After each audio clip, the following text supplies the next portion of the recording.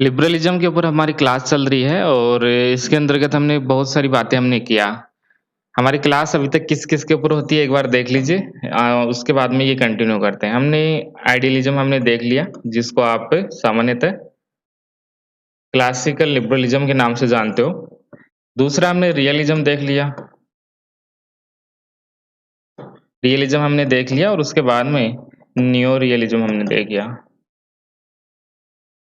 ये तो 3 ये जो थ्योरीज़ थी वो हमारी कंप्लीट हो चुकी है और सबसे पहले ये विचार आया आइडियलिज्म का।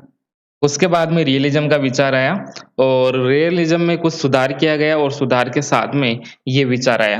तो सबसे पहले विचार आया आइडियलिज़्म का, इसमें कुछ प्रॉब्लम थी, इसका समाधान करने के लिए रियलिज़्म आया। रियलिज़्म में भी कुछ प्रॉब्लम थी, तो उसका समाधान करने के लिए नियो रियलिज़्म आता है और एक तरफ नियो रियलिज़्म आगे बढ़ता है और दूसरी तरफ इसी के साथ में नियो लिबरलिज़्म भी साथ में ये जो विचार है नियो लिबरलिज़्म का ये विचार भी साथ-साथ आगे बढ़ता है। तो दोनों विचार एक साथ आते हैं, नियो रियलिज़्म और नियो लिबरलिज़्म दोनों एक साथ आगे बढ़ेंगे। दोनों का अलग-अलग दृष्टिकोण है और कुछ-कुछ इसमें समानताएँ भी रहेगी, वो भी हम देखेंगे कि इसमें क्या-क्या समानताएँ हैं और ये किस प्रकार से अलग है, इसको हम देखने का प्रयास करेंगे। लेकिन ये आपको ध्यान में रखना दोनों ही साथ-साथ चलेंगे, दोनों का जो देखने का नज़रिया है, इस दुनिया को देखने का नज़रिया है या इस विश्व में जो घटनाएँ घटती है, उसको समझाने का एक अलग ही मेथड होगा। नियो रियलिज़्म का हमने देख लिया कि किस प्रकार वो एनार्किकल स्ट्रक्चर बताते हैं, उसके बाद में पावर का वो प्रयोग करते हैं और राज्य किस प्रकार से व्यवहार करते हैं, उसकी बात उनके द्वारा की जाती है, सिक्योरिटी डायलेमा की बात की जाती है। ओके? और जो न्यू लिबरलिज़्म है इसके पॉइंट्स हम देख लेते हैं, इसको समझने का प्रयास करते हैं, आखिर इसमें क्या है? लेकिन उससे पहले लेकिन उससे पहले इन दोनों में क्या समानताएँ हैं? क्या दोनों में क्या आपको एक जैसा देखने को मिलता है? तो ये जो कॉन्सेप्ट है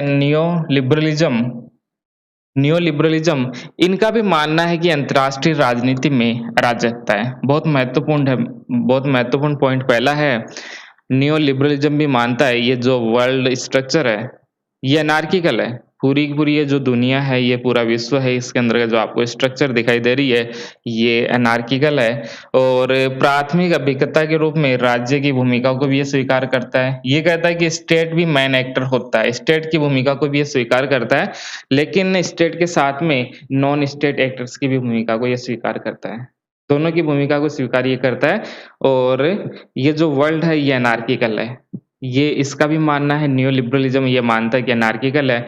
लेकिन जो हमने आइडियलिज़्म देखा क्लासिकल लिबरलिज़्म जिसको हम कहते हैं, उसके अंतर्गत इस विश्व को एनार्किकल नहीं माना गया है, उसमें मानव स्वभाव को अच्छा माना, उसके बाद में व्यक्तियों के बीच में या राज्यों के बीच में सहयोग स्थापित किया जा सकता है, ऐसा उनका मानना था। लेकिन ये जो कॉन्सेप्ट है न्यू लिबरलिज़्म का, ये मानता है कि अंतर्राष्ट्रीय राजनीति में अराजकता की स्थिति है। अराजकता का अर्थ मैंने काफ़ी बार आपको बता दिया, तो फिर से बताने की आवश्यकता नहीं है। और जो मेन एक्टर है, जो प्राथमिक अभिकर्ता के रूप में देखें, तो राज्य को ये स्वीकार करता है। तो ये दोनों समानताएँ हैं, क्वेश्चन यहाँ से पूछा जाता है, दोनों की समानताओं से क्वेश्चन पूछा जाए, तो आप इसको ठीक कर लीजिए। असमानताएँ क्या है? तो जो बच गया वो तो अब असमानता ही रहेगी। तो जैसे रियलिज़्म वाले मानते थे, अंतर्राष्ट्रीय राजनीति में संघर्ष ही होगा, सहयोग नहीं होगा। सहयोग केवल हेजेमनी द्वारा स्थापित किया जा सकता है। ये एक पहली असमानता इनके बीच में यथार्थवादी कह रहे थे, हेजेमनी के द्वारा ही शांति हम स्थापित कर सकते हैं, पीस हम ला सकते हैं और दूसरी तरफ केनेट वाल्स भी कह रहे थे कि यदि बाइपोलर वर्ल्ड रहता है, तो वहाँ पर कुछ हद तक शांति आ सकती है, कुछ हद तक आ सकती है, परमानेंट तो नहीं आएगा, लेकिन ये जब तक रहेगा तब तक शांति बनी रहेगी। तो इस प्रकार के उनके विचार थे, तो असमानता हो गई पहली असमानता।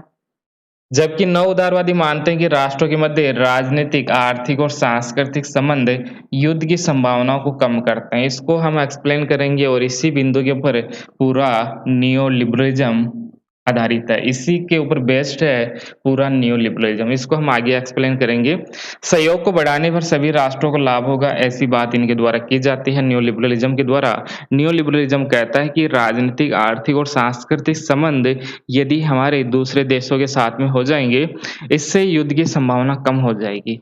समझ रहे हो इस पॉइंट को? नहीं समझ रहे हो तो आगे हम देखेंगे इसको डिटेल से हम देखेंगे। तो ये एक असमानता हो गई, बड़ी असमानता हो गई जहाँ पर रियलिज़्म कह रहा था कि इनके बीच में किसी प्रकार का सहयोग नहीं हो सकता और ये कह रहे हैं कि हो सकता है, क्यों नहीं होगा? ज़रूर होगा।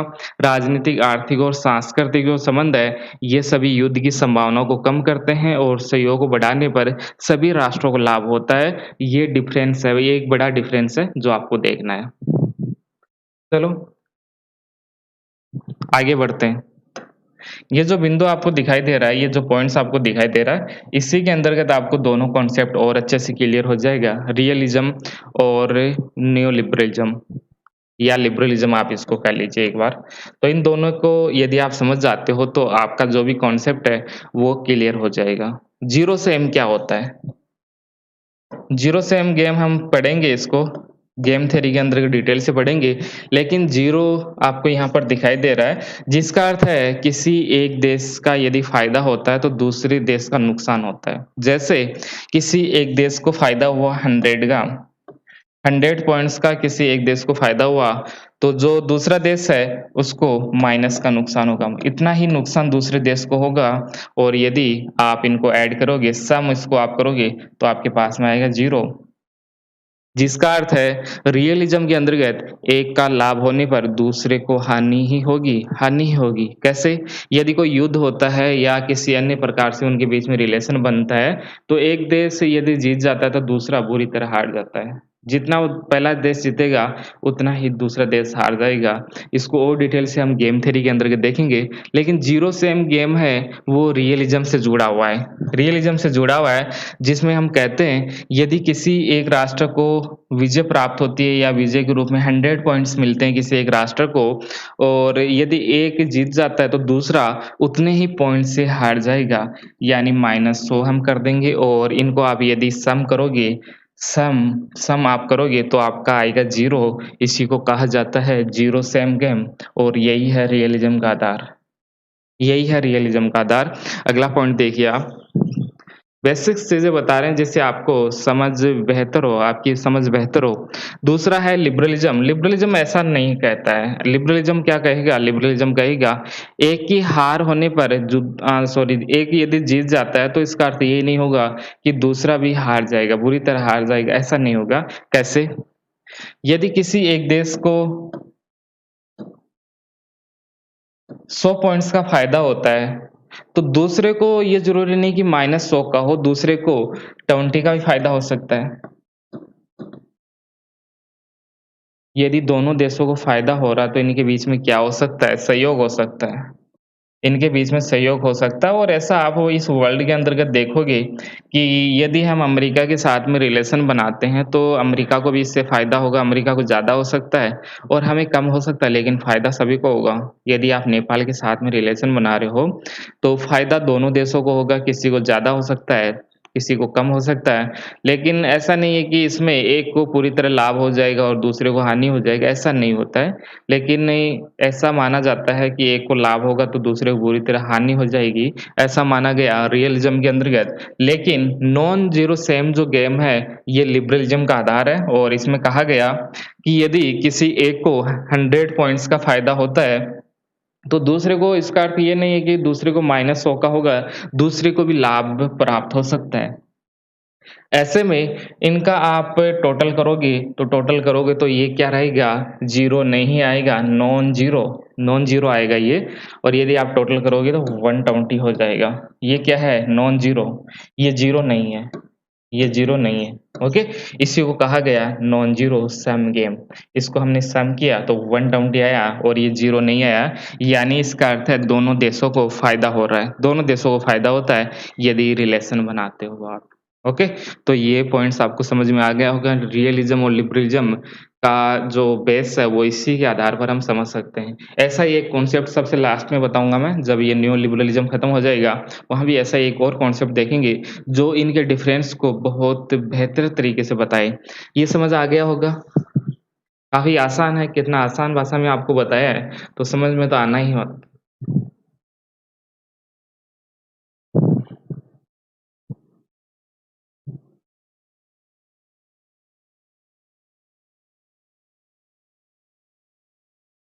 चलो शुरू करते हैं फिर न्यू लिबरलिज्म। न्यू लिबरलिज्म से जुड़े जो विचारक है, जो सबसे महत्वपूर्ण विचारक है, वो है कोहेन और जोसेफ नाई। कोहेन और जोसेफ नाई, और इनका बुक है power and interdependency world politics in transition 1977 के अंतर्गत ये बुक आता है। और हमने देखा था केनेथ वाल्स का जो बुक है वो 1979 के अंतर्गत आता है। ये हमने देखा, और इनकी बुक भी 1977 के अंतर्गत आ गई। तभी मैं कह रहा था ये जो दोनों विचार है वो एक साथ आगे बढ़ते हैं, दोनों एक साथ आगे बढ़ेंगे और दोनों का ही नजरिया अलग अलग होगा। तो ये क्या कहते हैं न्यू लिबरलिज्म के अंतर्गत, ये जो हम पढ़ेंगे अभी, जो भी पॉइंट्स हम पढ़ेंगे वो पूरी पूरी न्यू लिबरलिज्म से जुड़ा हुआ है। इसको आपको ध्यान में रखना है, जो भी हम पढ़ रहे हैं न्यू लिबरलिज्म से जुड़ा हुआ कॉन्सेप्ट रहेगा। तो ये क्या कहते हैं, कोहेन और जोसेफ नाई कहते हैं, युद्ध की अपेक्षा व्यापार करके राष्ट्रीय हितों को पूरा किया जा सकता है, पहला पॉइंट। दूसरा है राष्ट्रों के मध्य व्यापार होने से इंटरडिपेंडेंसी का विकास होता है, जो अंततः शांति को बढ़ावा देता है। इस प्रकार यहाँ एक कॉम्प्लेक्स इंटरडिपेंडेंसी का निर्माण होता है। कॉम्प्लेक्स इंटरडिपेंडेंसी का निर्माण होता है। समझिए इसको, ये आखिर क्या कर रहे हैं, ये आखिर क्या कर रहे हैं, इसको समझिए। ये कॉम्प्लेक्स इंटरडिपेंडेंसी का निर्माण कैसे होता है? तो इसको हम देखते हैं कि इंटरडिपेंडेंसी का निर्माण किस प्रकार से होता है, और यदि हम युद्ध की अपेक्षा सहयोग बढ़ाएँगे, आर्थिक सहयोग बढ़ाएँगे तो उससे ज़्यादा लाभ होगा। जैसे हम बात करें वर्तमान समय का बात करें तो चीन और अमेरिका, 2 एग्ज़ाम्पल मैं लेता हूँ कि कैसे युद्ध की अपेक्षा यदि हम उनके साथ में व्यापार करते हैं, इस विश्व के साथ में व्यापार करते हैं, तो इससे ज़्यादा आपको फ़ायदा होता है।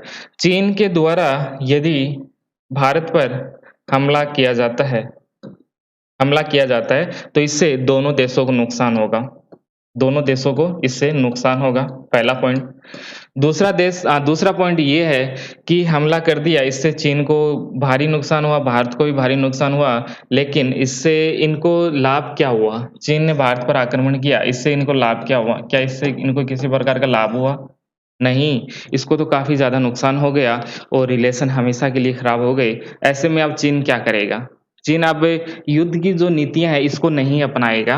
युद्ध की नीतियों में हमेशा से ही नुकसान ही होता है, और वर्तमान की हम बात करें तो इसमें काफ़ी नुकसान होता है। ऐसे में चीन क्या करेगा, यहाँ पर अपनी वस्तुओं को सेल करेगा, अपने जितने भी गुड्स हैं उनको सेल यहाँ पर करेगा और अपना एक बड़ा मार्केट इंडिया के अंतर्गत बनाएगा, बड़ा मार्केट यहाँ पर करेगा।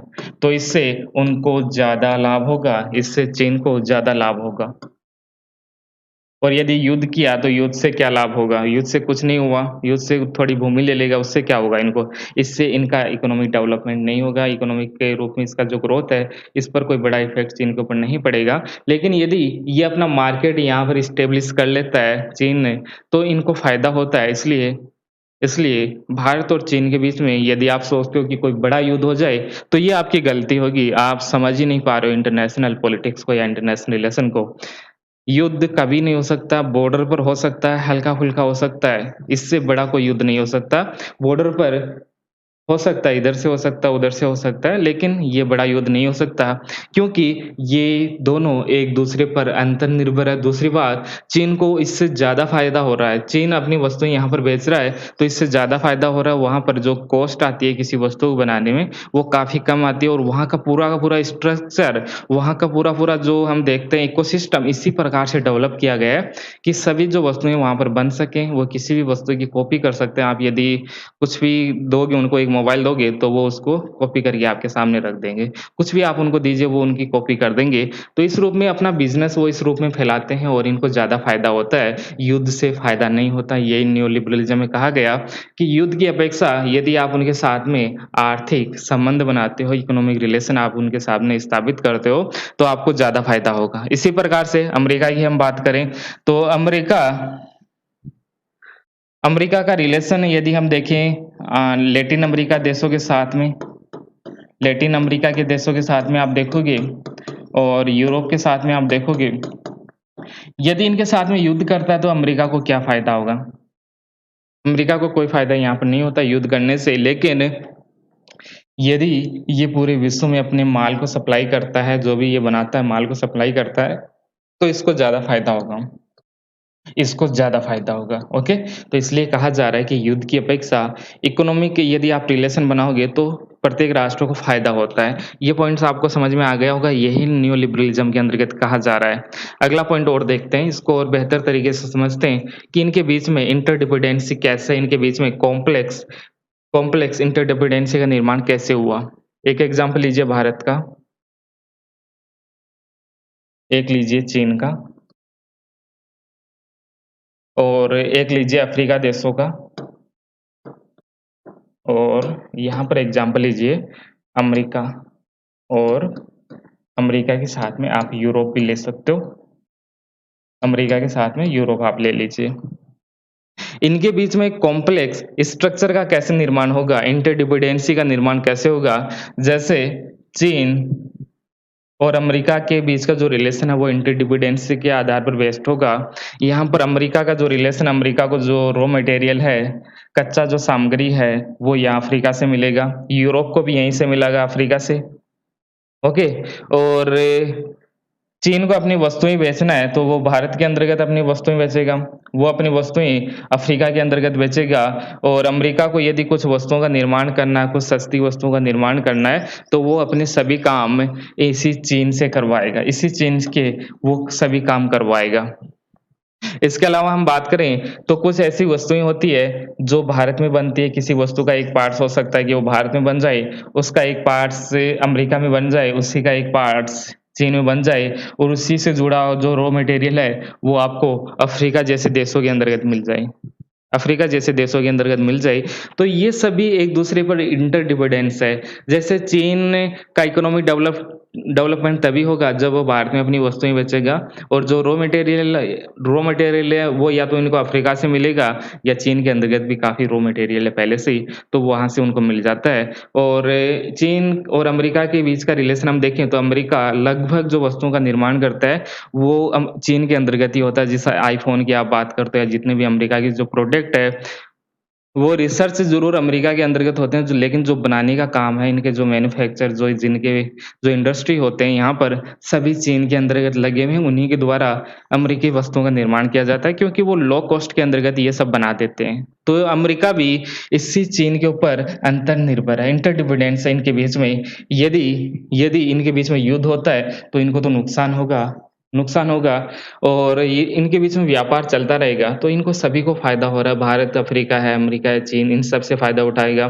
चीन, भारत, अफ्रीका, अमेरिका से फ़ायदा उठाएगा, अमेरिका भी इसी प्रकार से इन सब से फ़ायदा उठाता रहेगा। तो इनसे क्या होता है, एक कॉम्प्लेक्स स्ट्रक्चर का निर्माण होता है, एक कॉम्प्लेक्स स्ट्रक्चर का निर्माण होता है, जिससे बाहर निकलना आसान नहीं है, जिससे हम बाहर नहीं निकल सकते। इसलिए यदि इस प्रकार के कॉम्प्लेक्स स्ट्रक्चर का निर्माण होता है, तो ये अच्छी बात है।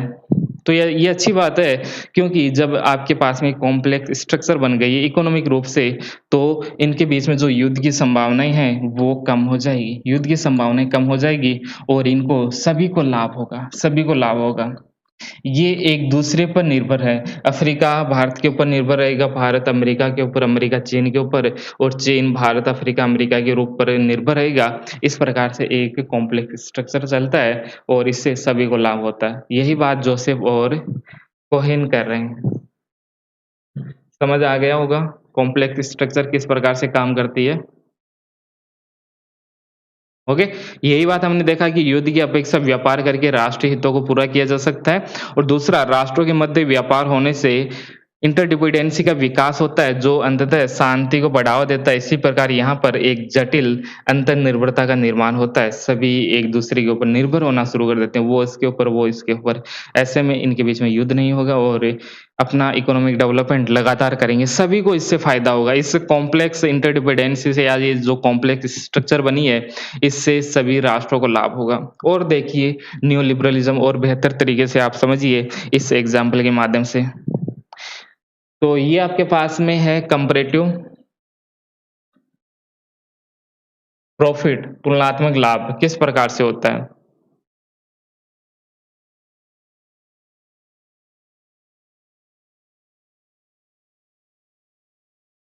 तो इसके अंतर्गत कहा गया तुलनात्मक लाभ के कॉन्सेप्ट को आप देखिए, इसमें ये किस प्रकार से काम करता है। 2 देश है मान लेते हैं, फ्रांस की मैं बात करूँगा और फ्रांस की बात करेंगे और साथ में हम बात कर सकते हैं,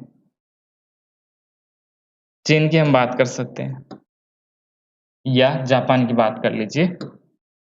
बुरा लग सकता है आपको, चीन की बातें बार-बार करेंगे तो, ओके? तो इसको देख लीजिए, जैसे फ्रांस के अंतर्गत ये एक्सपर्ट है किसी क्षेत्र के अंतर्गत, किसी वस्तु को बनाने में ये एक्सपर्ट है। ये हो सकता है किसी वस्तु को या वाइन बनाने में, ओके? वाइन का एग्ज़ाम्पल हम लेते हैं, शराब बनाने में ये बहुत एक्सपर्ट है। सबसे फ़ेमस जो वाइन्स होती है ये यहीं से मिलती है शैंपेन जो सब कुछ है, तो ये फ्रांस से मिलती है। यदि जापान की हम बात करें तो ये अनेक अनेक प्रकार के जो फ़ील्ड है उसमें मास्टर जैसे इंफ्रास्ट्रक्चर आप ले लीजिए, कोई भी इंफ्रास्ट्रक्चर जैसे मेट्रो आपको बनाना है या कोई बड़ा प्रोजेक्ट, कोई सुरंग आपको ये टनल ये सब बनाना है तो इसमें एक्सपर्ट है। तो ये काम क्या करेगा, ये इंफ्रास्ट्रक्चर है जो उसके डेवलपमेंट में काम करेगा जैसे मेट्रो।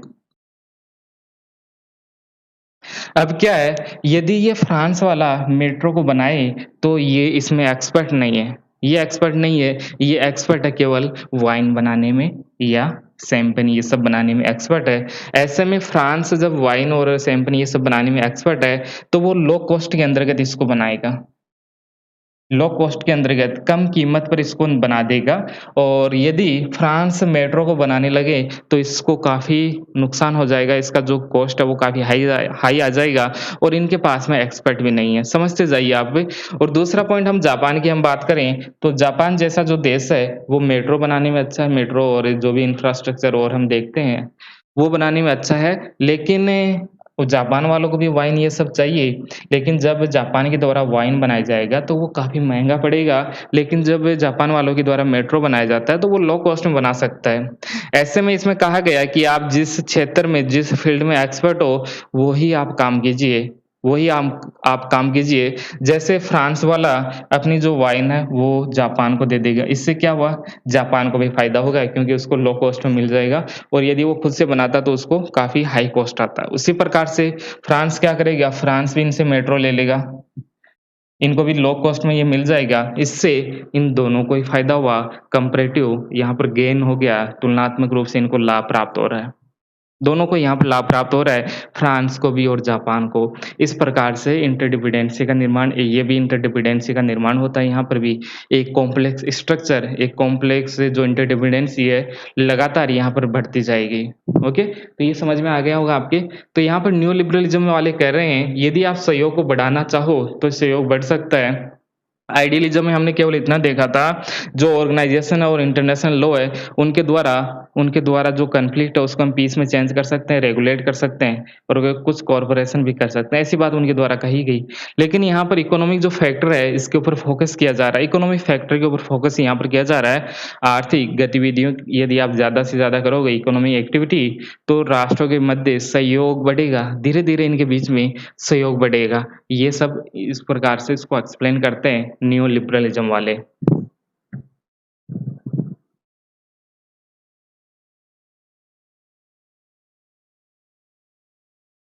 एक कॉन्सेप्ट और चलता है इसमें रिलेटिव गेन, इसको लिख लीजिए सापेक्ष लाभ और एक चलता है एब्सोल्यूट गेन हो गया निरपेक्ष लाभ। निरपेक्ष लाभ, ओके। ये जो कॉन्सेप्ट है रिलेटिव गेन का, ये आधारित है रियलिज़्म के ऊपर। रियलिज़्म के ऊपर आधारित है और जो एब्सोल्यूट गेन का जो कॉन्सेप्ट है, वो लिबरलिज़्म पर आधारित है। ये क्या होता है? रिलेटिव गेन का कॉन्सेप्ट कहता है, यदि आप दूसरे देशों के साथ में रिलेशन बना रहे हो या कोई वार भी करते हो, तो एक को फ़ायदा होगा, दूसरे को नहीं होगा। एक को फ़ायदा होगा, दूसरे को नहीं होगा, ऐसी बात की जाती है यहाँ पर। किसी एक राष्ट्र को यदि लाभ होता है, यदि आप रिलेशन बना रहे हो, तो आपको यदि फ़ायदा होता है 100 का, तो अगले को फ़ायदा नहीं होगा, 0 को फ़ायदा उनका होगा। सापेक्ष रूप से आप ही को लाभ होता है, दूसरे को नहीं। लेकिन जो एब्सोल्यूट गेन का जो कॉन्सेप्ट है, जो कि लिबरलिज़्म के आधार पर हम इसको समझ सकते हैं, ये कहता है कि ऐसा नहीं होता है। जो जो गेन है, जो लाभ है, वो एब्सोल्यूट होता है, यानी 2 देश है ए और बी, इन दोनों को इससे फ़ायदा होगा। ए को भी फ़ायदा होगा, बी को भी फ़ायदा होगा। यदि आप इकोनॉमिक रिलेशन बनाते हो, आर्थिक संबंध यदि आप बढ़ाते हो, लगातार बढ़ाते जाओगे, तो इससे दोनों को ही फ़ायदा होगा, दोनों को फ़ायदा होगा। और जब दोनों को फ़ायदा होगा, तो इस फ़ायदा को वो कंटिन्यू करना चाहेंगे और इनके बीच में जो सहयोग है, वो लगातार बढ़ता जाएगा। सहयोग लगातार इनके बीच में बढ़ता जाएगा। तो ये समझ में आ गया रिलेटिव गेन और एब्सोल्यूट गेन। रिलेटिव गेन जिसमें एक को ही फ़ायदा होता है, दूसरे को नहीं। और इसमें एब्सोल्यूट गेन के अंतर्गत दोनों को फ़ायदा होता है। एब्सोल्यूट यानी निरपेक्ष होता है, दोनों को लाभ यहाँ पर होगा और जब दोनों को लाभ होगा तो वो सहयोग बढ़ाएँगे और सहयोग बढ़ाने के एक समय के बाद में इनके बीच में जो वार की जो समस्याएँ हैं, वो खत्म हो जाएगी। उनके बीच में युद्ध होने की जो संभावनाएँ हैं, वो एकदम से कम हो जाएगी। तो ये भी इसी से जुड़ा हुआ कॉन्सेप्ट है। इसको हमने देख लिया है, ये भी न्यू लिबरलिज़्म से जुड़ा हुआ है कि आधुनिक समय में युद्ध की लागत अधिक आती है, तब व्यापार करना लाभदायक है। ये हमने अभी बात किया। अभी हमने बात किया वर्तमान का जो समय है, हमने एक द ग्रेट इल्यूज़न की भी हमने बात किया था। नॉर्मल एंगल ध्यान में है आपको? ग्रेट इल्यूज़न आपको ध्यान में होगा। उसी आधार पर इसको भी आप समझ सकते हो कि युद्ध की जो कॉस्ट है वो हाई आती है, जबकि व्यापार करना लाभदायक होता है। मैंने अभी बात किया चीन का। और भारत का मैंने एग्ज़ाम्पल दिया आपको। भारत और चीन का मैंने आपको एग्ज़ाम्पल दिया। इसकी सहायता से आप समझ सकते हो कि युद्ध इनके बीच में होता है तो दोनों को ही नुकसान होगा, दोनों देशों को नुकसान होगा। कोई का पावरफुल हो या दूसरा थोड़ा-सा कम पावरफुल हो, लेकिन नुकसान दोनों देशों को होता है। युद्ध से कभी किसी को लाभ नहीं होता, दोनों को यहाँ पर नुकसान होगा। और यदि इनके बीच में व्यापार होगा, तो दोनों को इससे फ़ायदा होगा। यदि हम इनके बीच में व्यापारिक एक्टिविटी लगातार बढ़ाएँगे, तो इससे दोनों को फ़ायदा होगा। दोनों को इससे फ़ायदा होगा। यही न्यू लिबरलिज़्म कहता है, ये मेरा विचार नहीं है, ये न्यू लिबरलिज़्म का कॉन्सेप्ट है, वो ही मैं आपको समझाने का प्रयास कर रहा हूँ। ऐसा नहीं है कि आप कहोगे कि चीन के साथ में हम युद्ध करेंगे ऐसे-ऐसे, आपको जो करना है कीजिए।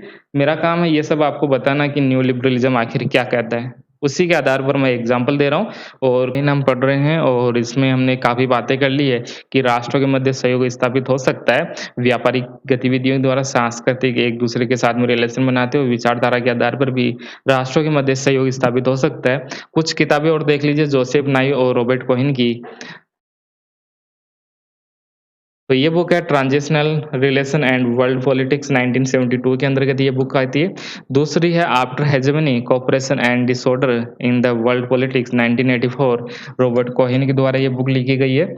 और सॉफ्ट पावर मैंने बात की है, जो सॉफ्ट पावर जो शब्द है उसका प्रयोग जोसेफ नाई के द्वारा किया जाता है और ये आती है बुक 2004 के अंतर्गत the mean to success in world politics. इतना आपको ध्यान में रखना है, जोसेफ नाई के साथ में आप सॉफ्ट पावर को आप जोड़ देना।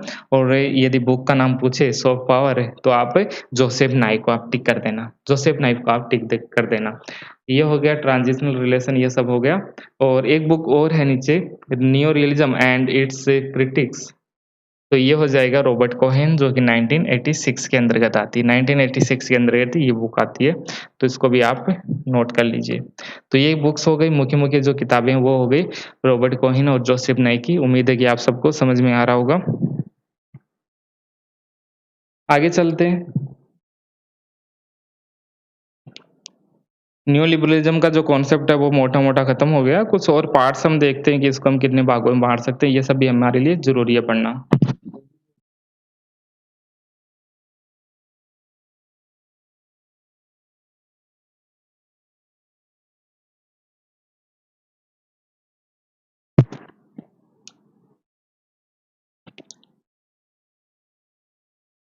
तो शुरू करें, इसके कुछ टाइप्स आपको पढ़ने हैं लिबरलिज़्म के। तो इसमें टाइप्स में एक आ जाएगा, ये टाइप्स दिया गया है डेविड बाल्डविन के द्वारा, ये टाइप्स दिया गया है, इसको आप देखिए। पहला है सोशियोलॉजिकल लिबरलिज़्म होता है, एक टाइप ये होता है लिबरलिज़्म का। दूसरा है इंटरडिपेंडेंस लिबरलिज़्म, दूसरा ये हो गया। तीसरा टाइप है इंस्टीट्यूशनल लिबरलिज़्म और चौथा है रिपब्लिकन लिबरलिज़्म, ये चौथा आ गया। आपको एक पॉइंट और भी ध्यान में रखना है कि जो नियो लिबरलिज़्म है, इसको हम कभी-कभी इंस्टीट्यूशनल लिबरलिज़्म भी हम कहते हैं। इंस्टीट्यूशनल लिबरलिज़्म भी नियो लिबरलिज़्म को कहा जाता है, ये आप अलग से नोट कर लीजिए। वहाँ हेडिंग जब हमने लगाई थी वहाँ पर इंस्टीट्यूशनल लिबरलिज़्म भी आप लिख लीजिए, न्यू लिबरलिज़्म के ओब्लिक में लगा के। तो ये 4 टाइप होते हैं लिबरलिज़्म के, एक-एक करके समझते हैं, इसमें समझने वाला कुछ नहीं है, हमने बातें कर ली है, लगभग जो हमें बातें करनी थी, वो इसके ऊपर हो गई है। तो पहला है सोशियोलॉजिकल लिबरलिज़्म, ये क्या कहता है? ये कहता है कि जो ट्रांसनेशनल रिलेशन है, राष्ट्रीय संबंधों का जो विकास है, वो गैर राज्य अभिकर्ताओं के द्वारा विकसित होता है। ये पॉइंट्स हमने देखा था, नॉन स्टेट एक्टर्स की हमने बात किया था, ध्यान है आपको? नॉन स्टेट एक्टर्स की हमने बात किया कि नॉन स्टेट एक्टर्स के द्वारा संबंध स्थापित किए जाते हैं देशों के बीच में। इसमें इससे एक सुरक्षा समुदाय का निर्माण होता है और एग्जाम्पल के रूप में यूरोपीय यूनियन और संयुक्त राज्य अमेरिका। और आपसे पूछा जाए, ये जो सिक्योरिटी कम्युनिटी का जो कॉन्सेप्ट है, वो किसके द्वारा दिया गया? वो कार्ल ड्यूस के द्वारा दिया गया।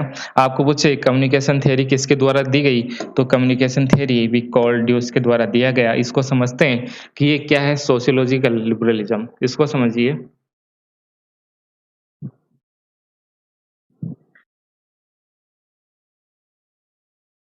ये भारत हो गया और ये हो गया यूरोप,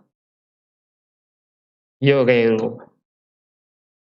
जब भारत के लोग यूरोप के अंतर्गत आएँगे, भारत के लोग आ गए, ये आ गए यूरोप के अंतर्गत, यूरोप के लोग भारत के अंतर्गत गए, पहली बात।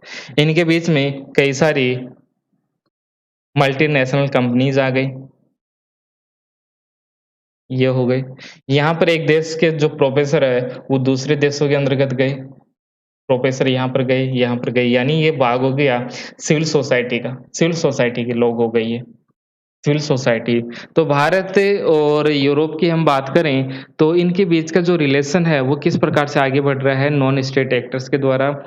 यहाँ पर एमएनसीज़ हो गई, सिविल सोसाइटी हो गई, इसके अलावा वहाँ के जो लोग हैं, वो यूरोप आएँगे, यूरोप के लोग भारत आएँगे, यानी जो डायस्पोरा वाला जो रिलेशन है, वो इस यहाँ पर बनेगा।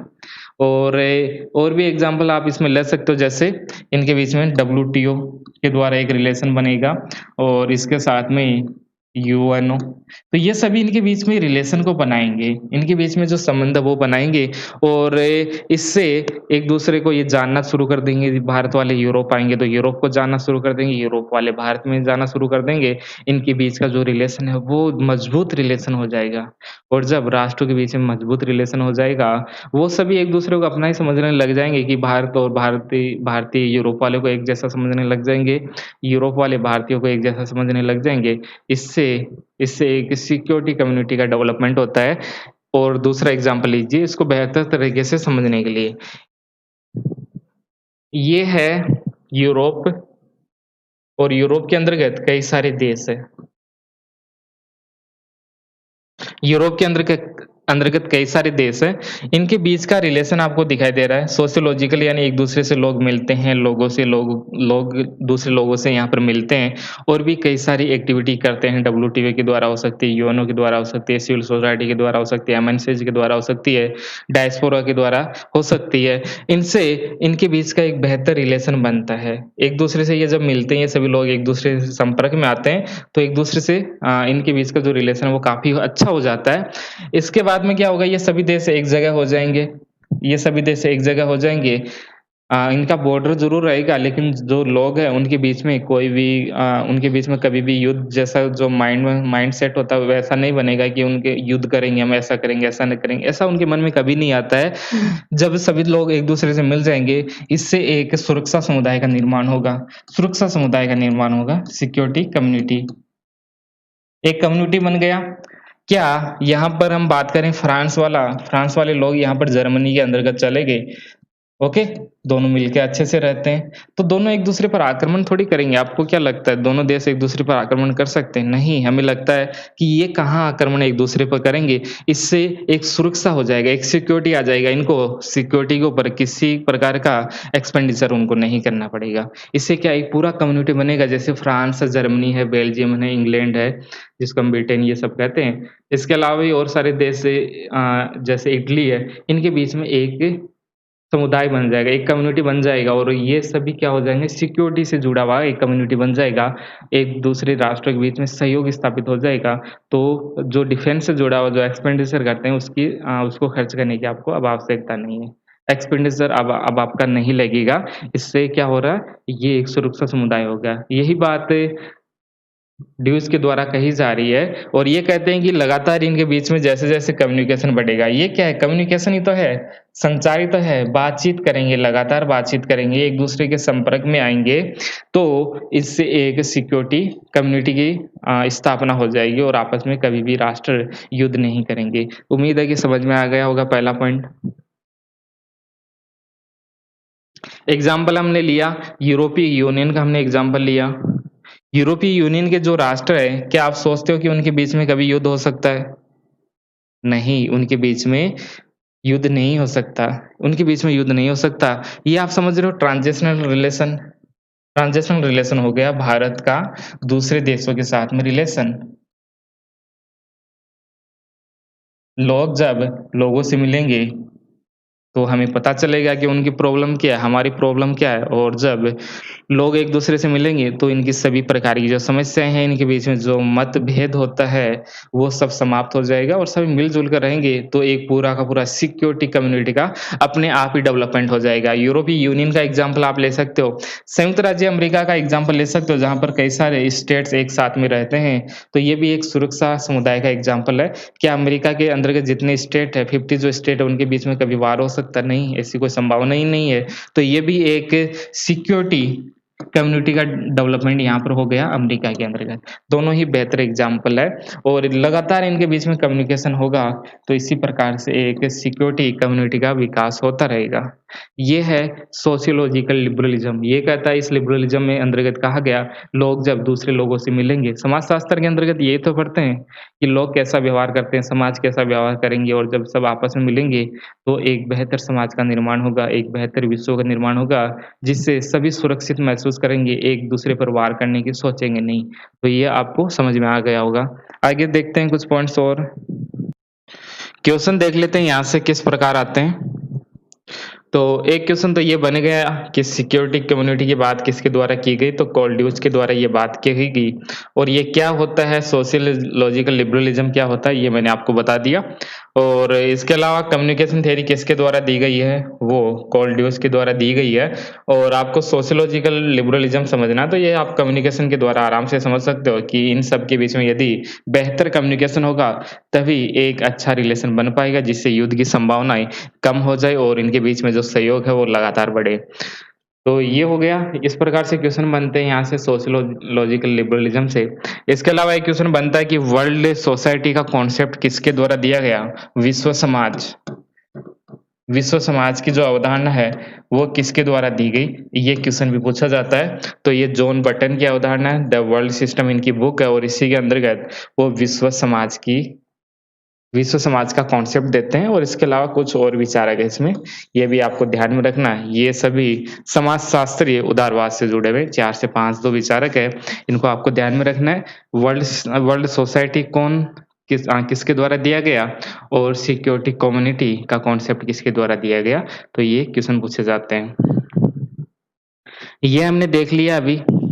इंटरडिपेंडेंसी ये भी एक लिबरलिज्म का ही टाइप है, इसको हमने देख लिया कोहेन और जोसेफ नाई का, डिटेल से हमने देखा।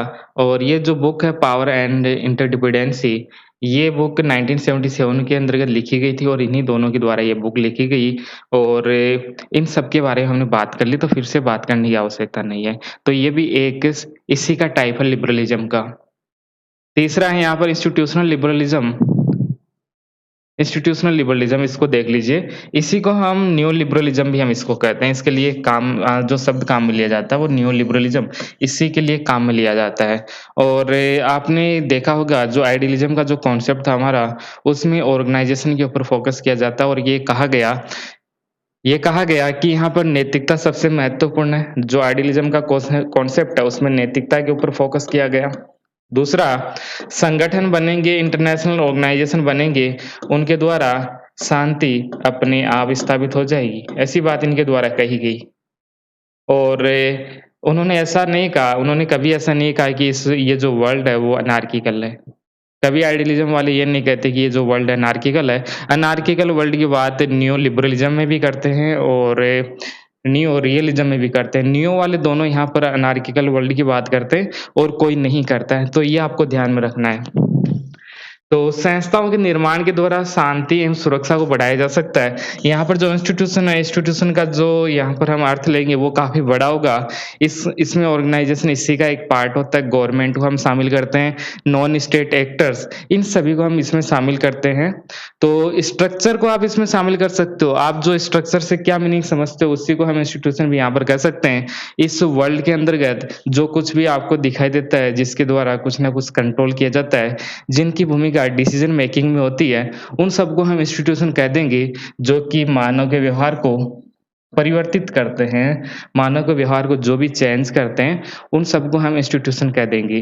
जैसे सिविल सोसाइटी का हमने एग्ज़ाम्पल लिया, यानी हम कह सकते हैं नॉन स्टेट एक्टर्स हो गए, स्टेट एक्टर्स हो गए, इसके अलावा ऑर्गेनाइज़ेशन हो गया, जो उसी का एक भाग है। तो इन सब से मिलकर एक इंस्टीट्यूशन बनता है और इंस्टीट्यूशन के द्वारा शांति एवं सुरक्षा को बढ़ाया जा सकता है।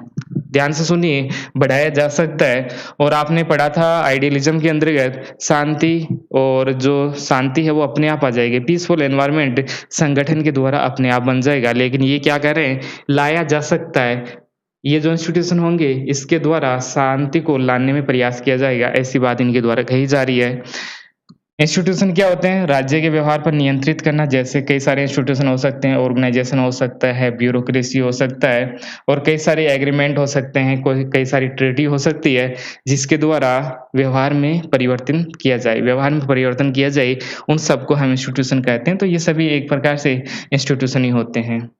तो जितनी भी राज्य की औपचारिक संस्थाएँ हैं, अनौपचारिक संस्थाएँ हैं, उन सबको हम इंस्टीट्यूशन कहते हैं, जो कि राज्य और राज्य के बीच में सहयोग को बढ़ाएँगे और एक पीसफुल एनवायरनमेंट को क्रिएट करेंगे। महत्वपूर्ण भूमिका इनके द्वारा निभाई जाएगी। तो ये हो गया इंस्टीट्यूशनल लिबरलिज़्म। एक बात वुडरो विल्सन के बारे में रह गई थी। वुडरो विल्सन कहते हैं कि ये जो वर्ल्ड है, या इसको रहने दीजिए आप, इतना काफ़ी रहेगा इसमें। इसको समझ लीजिए आगे। आगे इसमें लोकतांत्रिक उदारवाद, रिपब्लिकन लिबरलिज्म इसको हम कह सकते हैं, डेमोक्रेटिक लिबरलिज्म भी आप कह लीजिए, कोई प्रॉब्लम नहीं है। लेकिन रिपब्लिकन जो शब्द है वो ठीक है। तो इसका जो बेस है वो सबसे पहले कांट के द्वारा रखा गया, इसको हमने देखा। कांट के द्वारा इसको रखा गया और इन्होंने कहा लोकतांत्रिक राष्ट्र आपस में युद्ध नहीं करते हैं, ऐसी बात इनके द्वारा कही गई। और इसी विचार को आगे बढ़ाया जाता है डेमोक्रेसी वाले को, और ये बढ़ाया गया माइकल डोल के द्वारा। माइकल डोल के द्वारा ये विचार आगे बढ़ाया जाता है डेमोक्रेसी पीस थ्योरी का, और इसमें वैज्ञानिक विश्लेषण इनके द्वारा किया गया। हम पढ़ रहे हैं लिबरलिज्म के 4 टाइप, और ये हमारा अंतिम टाइप है, लोकतांत्रिक उदारवाद या रिपब्लिकन गवर्नमेंट इसको आप कह सकते हो। तो ऐसा क्यों कह रहे हैं ये हमने देख लिया, कांट के अंतर्गत हमने देख लिया, जहाँ पर डेमोक्रेसी होगी वहाँ पर समस्या का समाधान किया जाएगा एग्रीमेंट के द्वारा और ट्रीटी के द्वारा। मान लेते हैं कोई 2 देश होंगे, ये एक्स देश है और ये वाई देश है, इन दोनों के अंतर्गत डेमोक्रेसी है। तो डेमोक्रेसी जहाँ पर होगी, इनके बीच में जो समस्याएं आएगी उनका समाधान ट्रीटी कर लेंगे, कुछ ना कुछ संधियां और कुछ एग्रीमेंट इनके द्वारा किया जाएगा, और इसके द्वारा जो भी समस्याएं हैं उनका समाधान किया जाएगा और एक पीसफुल एनवायरनमेंट इनके द्वारा बनाया जाएगा। इसके अलावा नैतिक मूल्यों को अपनाना, परस्पर निर्भरता का अधिक होना, ये सब हमने देख लिया, फिर से देखने की आवश्यकता नहीं है। तो ये होता है एक लोकतांत्रिक उदारवाद, जो कि कांट के द्वारा सबसे पहले दिया गया और उसको माइकल डोल के द्वारा इसको विकसित किया गया। एक एनालिसिस किया जाता है साइंटिफिक। ये हो गया आपका लिबरलिज्म हो गया है कंप्लीट, और रियलिज्म भी कंप्लीट हो गया दोनों, और आपका आइडियलिज्म भी कंप्लीट हो गया। कुछ भी नहीं बचा, ये 2 मेजर कॉन्सेप्ट थे, ये दोनों पूरे हो गए। इसको हम एनालिसिस करते हैं एक बार फिर से, एक अलग तरीके से, जैसे मैंने क्लास की शुरुआत में बताया था, इसको हम एक अलग ढंग से एनालिसिस करेंगे। तो ये 2 मॉडल है आपके पास में, जो हमने अभी तक जो 2 थ्योरी पढ़ी, इसको हम 2 मॉडल की सहायता से समझते हैं। एक मॉडल है इसमें बिलियर्ड बॉल, ये जो बॉल आपको दिखाई दे रही है, इसी को कहा जाता है बिलियर्ड बॉल मॉडल। ओके, ऐसा ही एक मॉडल है और ये जुड़ा हुआ है रियलिज्म से। जो बिलियर्ड बॉल मॉडल है, वो रियलिज्म से जुड़ा हुआ है। कैसे? ये आपको बॉल दिखाई दे रही है यहाँ पर, और यहाँ पर प्ले कर रहे हैं, ये गेम खेल रहे हैं, और ये आपको ग्राउंड दिखाई दे रहा है इसका खेलने का, ये चारों ओर ग्राउंड है इसका। इसको आप ऐसे समझ सकते हो, ये जो ग्राउंड है, ये है इंटरनेशनल पॉलिटिक्स, आप देख सकते हो, ये वर्ल्ड सिस्टम है, ये वर्ल्ड सिस्टम है। और इस ग्राउंड को हमने वर्ल्ड सिस्टम मान लिया और ये जो गेंद आपको दिखाई दे रही है, ये देश मान लेते हैं। ये मान लेते हैं भारत, ओके? ये मान लेते हैं पाकिस्तान और ये हमारे पड़ोसी देश चीन, यहाँ पर अफ़गानिस्तान हो जाएगा और यहाँ पर कई सारे म्यांमार ऐसे देश हो जाएँगे। तो इन गेंद को हम देश मान लेते हैं और फिर हम इसको खेलते हैं, जैसे गेंद को हम किसी स्टिक्स की सहायता से इसको मारते हैं, तो हम जब गेम खेलते हैं इसके अंतर्गत, तो यदि हम दूसरे से टकराते हैं, तो हम क्यों टकराते हैं? सुरक्षा के लिए। हम दूसरे के ऊपर टकराते हैं यानी दूसरे देश के साथ में यदि आप रिलेशन बनाते हो, उसका उद्देश्य होता है अपनी सुरक्षा करना और अपना इंटरेस्ट को फुलफ़िल करना। जैसे ये गेंद है, इसके साथ में टकराएगी और फिर ये गेंद इसी अपने गोल के अंतर्गत चली जाएगी। तो इसका उद्देश्य क्या हुआ? दूसरे गेंद के साथ में ये जब टच होता है तो उसका उद्देश्य होता है अपने नेशनल इंटरेस्ट को पूरा करना, अपनी सुरक्षा को अधिकतम करना। इसलिए इस रियलिज़्म के कॉन्सेप्ट को हम बिलियर्ड बॉल मॉडल की सहायता से भी समझ सकते हैं। क्वेश्चन आता है बिलियर्ड बॉल मॉडल किससे जुड़ा हुआ है? तो ये जुड़ा हुआ है रियलिज़्म से। बस इतना ही है रियलिज़्म, इतना ही है ये। आगे देखते हैं। ये दूसरा मॉडल आपका हमने देखा लिबरलिज़्म, तो लिबरलिज़्म को इससे आप समझ सकते हो। ये है कोवे मॉडल। लिबरलिज़्म का जो मॉडल है वो कोवे मॉडल पर बेस्ड है। ये क्या होता है? कोवे यानी एक मकड़ी का जाल। मकड़ी का जाल ऐसा ही होता है कुछ, ऐसा ही एक मकड़ी का जाल होता है और न्यू लिबरलिज़्म में हमने पढ़ा एक कॉम्प्लेक्स इंटरडिपेंडेंसी का निर्माण होता है। यही तो है कॉम्प्लेक्स इंटरडिपेंडेंसी। आपको इससे बाहर निकलने का कोई रास्ता दिखाई दे रहा है क्या? आपको इससे बाहर निकलने का कोई रास्ता नहीं दिखाई दे रहा और सभी एक-दूसरे पर निर्भर हो रहे हैं। ये इस पर निर्भर है, इस पर है, सभी एक-दूसरे पर निर्भर है। आपको बाहर निकलने का यहाँ पर कोई रास्ता नहीं दिखाई देगा। एकदम कॉम्प्लेक्स स्ट्रक्चर ये बन चुकी है, कॉम्प्लेक्स इंटरडिपेंडेंसी आपको इसमें दिखाई दे रहा है।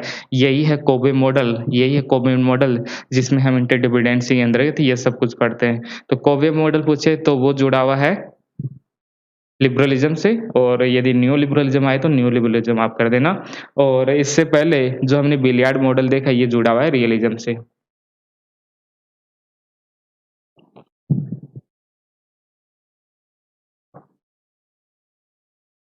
आगे एक अप्रोच और है, छोटा-सा है, देख लेते हैं, इसी के साथ में जुड़ी हुई लिबरलिज़्म जैसा ही है, उसमें कुछ ज़्यादा आपको देखने को नहीं मिलता है। उसका नाम है फंक्शनलिज़्म और न्यू फंक्शनलिज़्म। छोटा-सा अप्रोच है, इसको ज़्यादा टाइम हम नहीं देंगे, आराम से हो जाएगा। समझाने वाला था, मेजर जो पॉइंट्स थे वो आपके हो गए हैं, इनमें अब ज़्यादा टाइम नहीं लेंगे हम। एक हो गया फंक्शनलिज़्म और एक हो गया नियो फंक्शनलिज़्म प्रकार्यतावाद और एक होता है नव प्रकार्यतावाद। इसको हम कार्यात्मकता भी कहते हैं, नव कार्यात्मकता भी कहते हैं, पता नहीं क्या-क्या है हिंदी में। ये आपको ध्यान में रखना है फंक्शनलिज़्म और नियो फंक्शनलिज़्म 2 अप्रोच है और ये भी लिबरलिज़्म के साथ में जुड़ी हुई है। ये क्यों आई इसको देख लीजिए, इनका क्या काम है। सभी का एक ही काम है, विश्व के अंतर्गत जो घटनाएँ घट रही है, वो किस नज़रिए से देखते हैं और उसको एक्सप्लेन करने का काम इनके द्वारा किया जाता है। और जो ये फंक्शनलिज़्म और नियो फंक्शनलिज़्म है, ये का जो यूरोपीय यूनियन बनता है, ये किस प्रकार बनता है? यूरोपीय यूनियन के जो देश है, पहले आप देखोगे सेकंड वर्ल्ड वॉर के अंतर्गत इन सभी देशों के अंतर्गत युद्ध हो रहा था, बड़े लेवल पर युद्ध हो रहा था। फ्रांस, जर्मनी, इटली इन सभी देशों के बीच में युद्ध हो रहा था। लेकिन ऐसा क्या हुआ जिससे उन्होंने अपना एक यूनियन बना लिया। एक बड़ी घटना है, बहुत बड़ी घटना है ये इंटरनेशनल रिलेशन की, कि जो देश यूरोप के आपस में लड़ रहे थे, हज़ारों सालों से जो लड़ रहे थे, वो अचानक से सेकंड वर्ल्ड वॉर खत्म होते ही एक जगह कैसे हो गए? 4 से 5 सालों में इतनी मित्रता, इतने दोस्त कैसे बन गए? ये क्वेश्चन मेजर क्वेश्चन है हमारे सामने और इसी का आंसर देने के लिए आता है फंक्शनलिज़्म और नियो फंक्शनलिज़्म अप्रोच। 2 अप्रोच आती है जो ये बताएगी कि यूरोपीय यूनियन आखिर कैसे बनी? इनके बीच का रिलेशन ऐसा कैसे हो गया? इनके बीच का जो वार था, वो पीस में कैसे बदल गई है? और ये ऐसा एक क्षेत्र बन गया जिसमें युद्ध की संभावना दूर-दूर तक नहीं दिखाई देती। आखिर ऐसा क्यों हुआ? इसी का आंसर आपको इसमें देखने को मिलता है। एक-एक करके समझते हैं। फंक्शनलिज़्म सबसे पहले हम देखते हैं।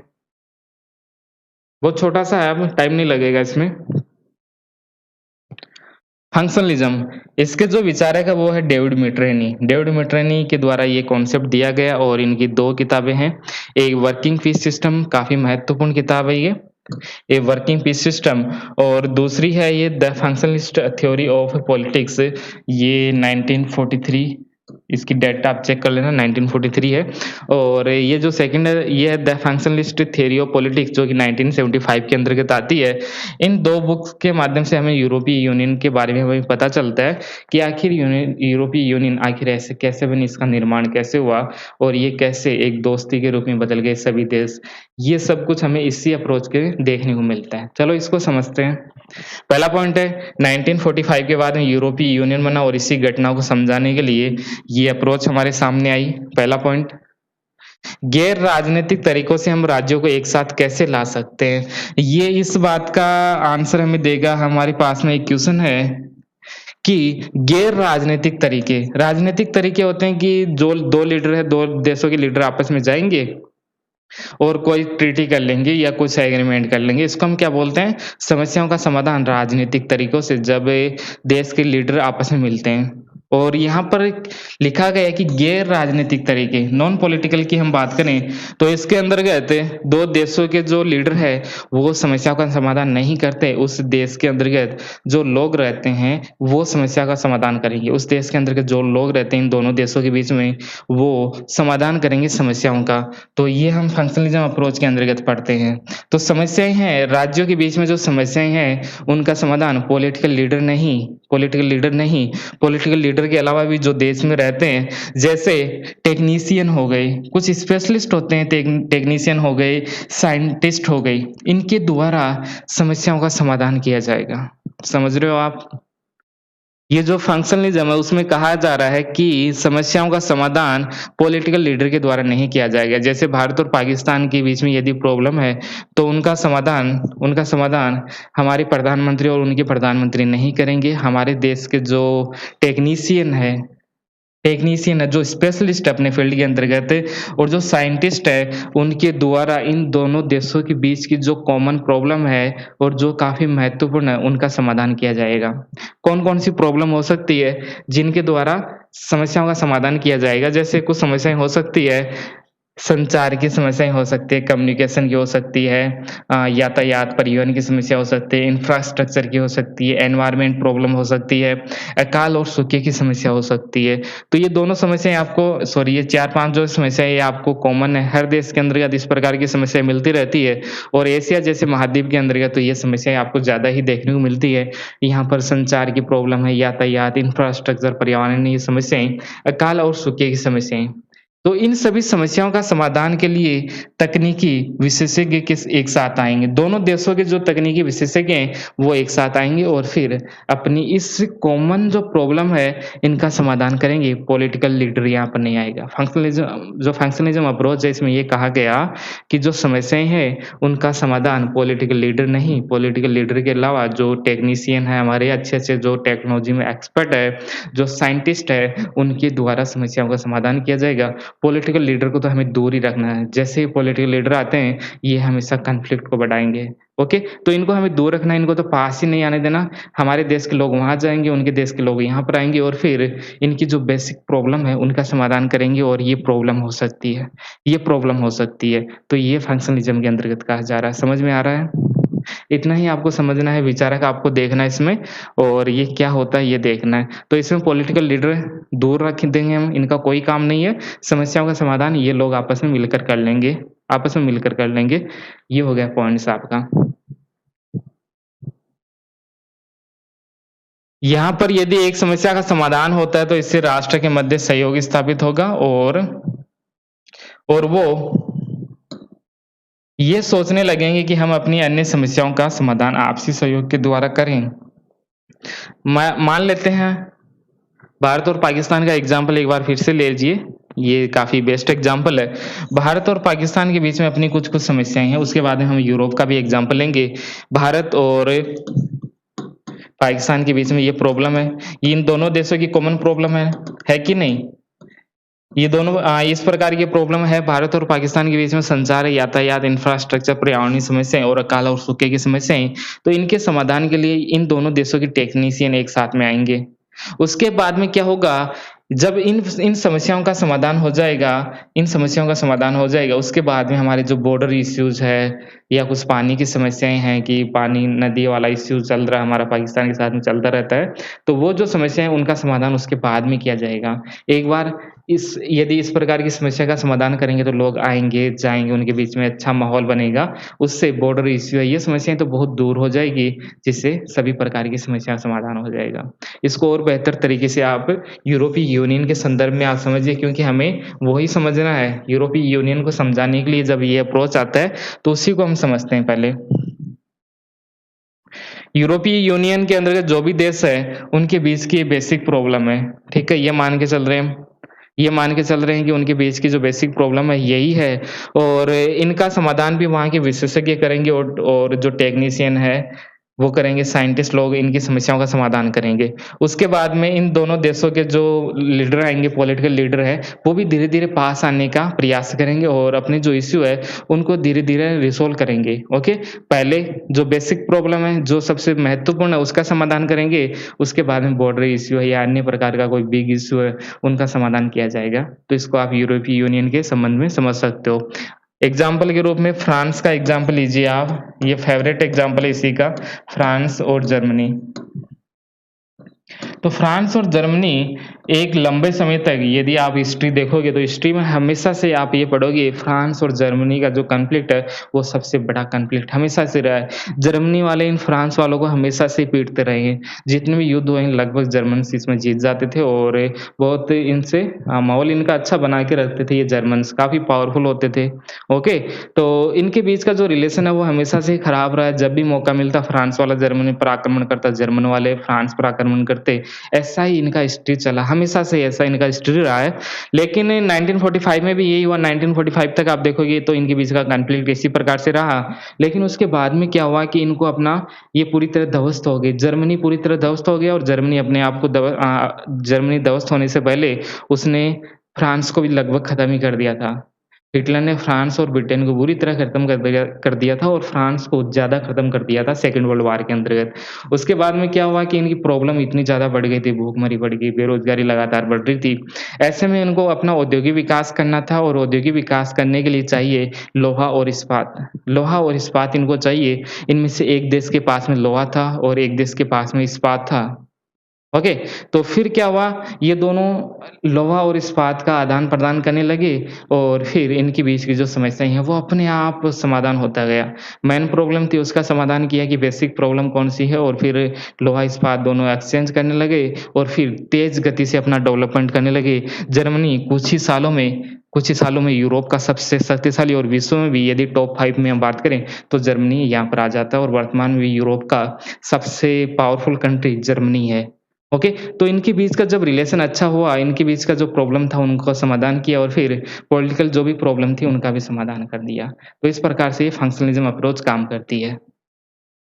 समझ में आ गया होगा? ये इसी से जुड़ा हुआ इस कॉन्सेप्ट को अभी हमने देखा स्पिल ओवर या रैमिफिकेशन कॉन्सेप्ट इसको कहा जाता है बिखर जाने की अवधारणा। बिखर जाने की अवधारणा क्या होती है? एक क्षेत्र में सहयोग होने पर यह अन्य क्षेत्रों में भी सहयोग को बढ़ाता है। एक क्षेत्र में सहयोग यानी जो प्रॉब्लम है लोहा और इस्पात वाला, इनमें सहयोग बढ़ाया उन्होंने और उसके बाद में जो इश्यू थे जो पॉलिटिकल इश्यू थे या बॉर्डर इश्यू थे, उनका समाधान अपने आप हो जाएगा। जैसे एक क्षेत्र में सहयोग हो गया, ये है इसमें ये जो 2 देश है फ्रांस और जर्मनी एक जगह आ गए, फिर क्या होगा जितने भी अन्य फील्ड होंगे, उनमें भी एक जगह आ जाएँगे, तो ये बिखर जाएगा सहयोग। पहले एक क्षेत्र में सहयोग होगा, फिर धीरे-धीरे अन्य क्षेत्र में भी सहयोग अपने आप हो जाएगा, ऐसा इनका मानना है। तो इसी को बोलते हैं स्पिल और रैमिफिकेशन इसको कहा जाता है बिखर जाने की अवधारणा। ये एग्ज़ाम्पल है यूरोपीय राष्ट्रों में कोयला और इस्पात का उत्पादन और जैसे ही इनमें एक्सचेंज शुरू हुआ, अच्छा डेवलपमेंट किया और उससे अन्य समस्याओं का समाधान हो गया। यानी इसमें कॉर्पोरेशन पर महत्वपूर्ण फ़ोकस किया जाता है, सहकारिता के ऊपर मिल-जुल कर काम कीजिए, जिससे अच्छा लाभ हो, अच्छा फ़ायदा हो, सहयोग हो, शांति हो। ओके? तो ये हो गया आपका फंक्शनलिज़्म अप्रोच। अब प्रॉब्लम देख लीजिए एक,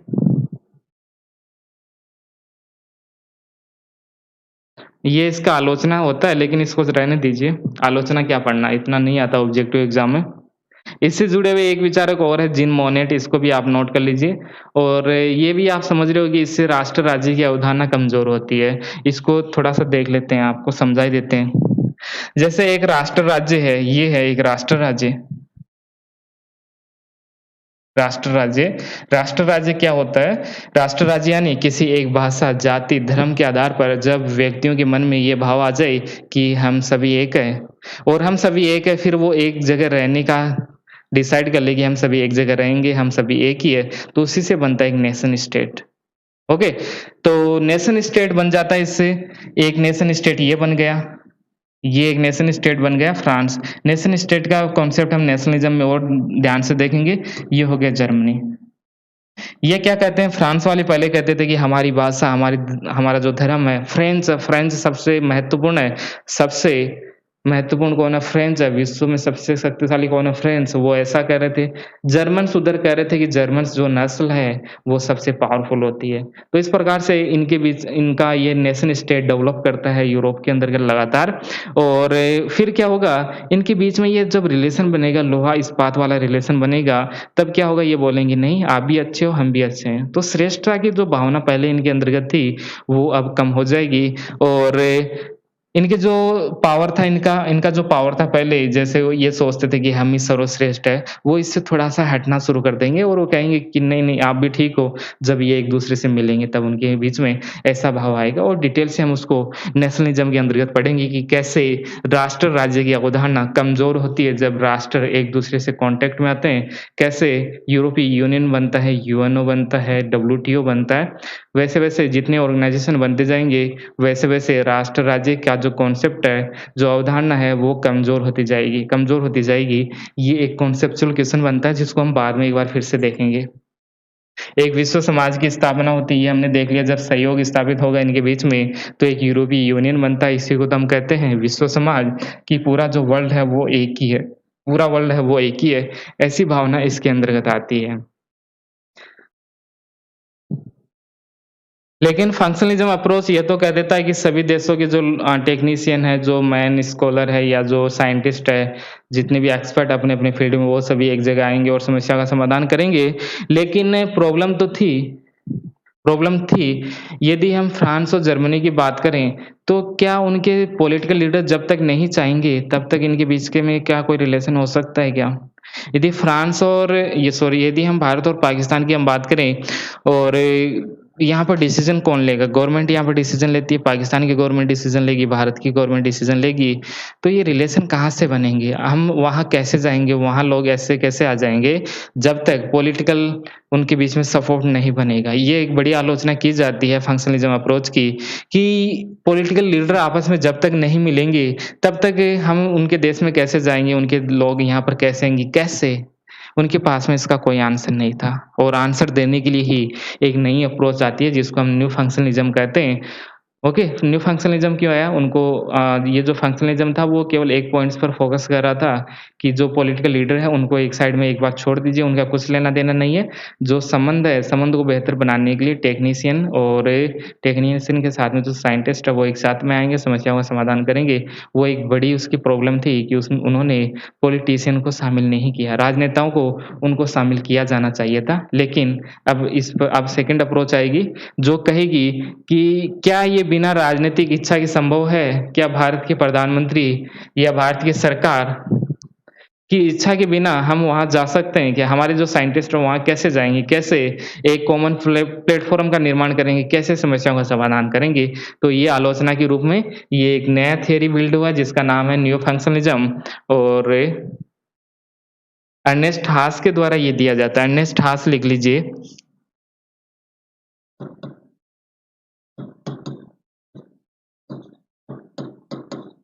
अर्नेस्ट हास के द्वारा ये कॉन्सेप्ट दिया गया था न्यू फंक्शनलिज़्म का। इनका 2 बुक है, द यूनिटिंग ऑफ यूरोप 1958 और बियॉन्ड द नेशन स्टेट 1964। ये इनकी बुक है और इसी न्यू फंक्शनलिज़्म अप्रोच में कहा गया कि पॉलिटिकल लीडर सबसे पहले एक जगह आएँगे। सबसे पहले पॉलिटिकल लीडर आएँगे जैसे फ्रांस है और फ्रांस के साथ में जर्मनी। तो फ्रांस और जर्मनी के जो पॉलिटिकल लीडर है वो एक साथ में आएँगे और फिर एक साथ में आके जितने भी साइंटिस्ट हैं, जितने भी टेक्नीशियन हैं, उनको एक साथ में लाएँगे, उनको एक प्लेटफ़ॉर्म देंगे और फिर उनको कहेंगे कि आप अपना काम कीजिए, अपनी-अपनी समस्याओं का समाधान कीजिए, हम वापस घर जा रहे हैं। बस इतना ही काम होता है। यहाँ पर पहले पॉलिटिकल लीडर आएँगे, पॉलिटिकल लीडर उनको कहेंगे कि ठीक है आप आइए और आप आइए, इनको एक कॉमन प्लेटफ़ॉर्म बना देंगे और फिर इसी प्लेटफ़ॉर्म से वो बाहर निकल जाएँगे। जो पॉलिटिशियन है, वो कहेंगे कि आप अपना-अपना काम कीजिए क्योंकि आप अपने फील्ड में एक्सपर्ट हो। तो न्यू फंक्शनलिज़्म में कहा जा रहा है कि जब तक पॉलिटिकल लीडर का सपोर्ट नहीं मिलेगा, तब तक रिलेशन बेहतर नहीं हो सकता। तो रिलेशन बेहतर करना है, बेसिक्स जो प्रॉब्लम है उनका समाधान करना है, तो सबसे पहले पॉलिटिकल लीडर एक जगह आएँगे और उसके बाद में जितने भी इनके जो एक्सपर्ट हैं, जो टेक्नीशियन और जो साइंटिस्ट है, वो सभी एक जगह आएँगे। ओके? तो यही था न्यू फंक्शनलिज़्म। तो तकनीकी विशेषज्ञ और जो राजनीतिज्ञ हैं, जो पॉलिटिशियन है, वो सभी एक जगह आएँगे।